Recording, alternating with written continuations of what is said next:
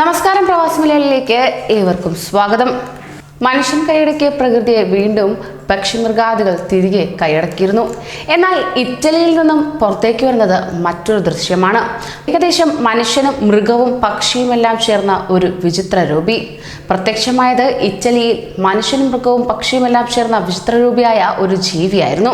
ഇറ്റലിയിലെ ഒരു പള്ളി മിനാരത്തിൽ പിടിച്ചു കയറുന്ന വീഡിയോ ഇപ്പോൾ ലോകമെങ്ങും ഭീതി വിടർത്തി കറങ്ങി നടക്കുകയാണ്. പള്ളിയുടെ തൊട്ടടുത്തുള്ള കെട്ടിടത്തിന്റെ ജനാലയിൽ നിന്ന് മൊബൈൽ ഫോണിൽ ചിത്രീകരിച്ചതെന്ന് തോന്നിക്കുന്നതാണ് ഈ വീഡിയോ. ഭീമാകരമായ ചിറകുകളാണ് ഈ ജീവിക്കുള്ളത്. അല്ലെങ്കിൽ തന്നെ കോവിഡ് ഭീതിയിൽ കഴിയുന്ന നാട്ടിൽ കൂടുതൽ പേടി പരത്തുകയാണ് ഇത്തരം വീഡിയോകൾ പ്രചരിപ്പിക്കുന്നവരുടെ ലക്ഷ്യമെന്നാണ് പറയുന്നത്.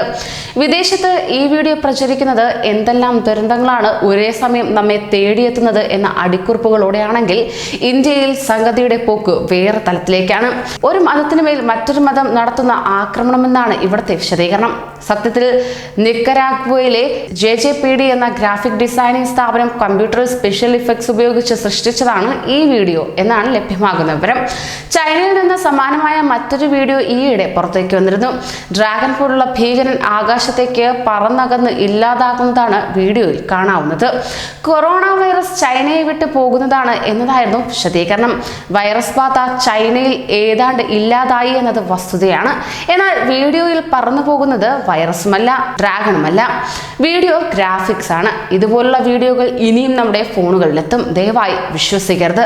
ഇത് ഫോർവേഡ് ചെയ്യുകയും അരുത്. കൂടുതൽ പ്രവാസി വാർത്തകൾക്കായി ഈ ചാനൽ സബ്സ്ക്രൈബ് ചെയ്യൂ.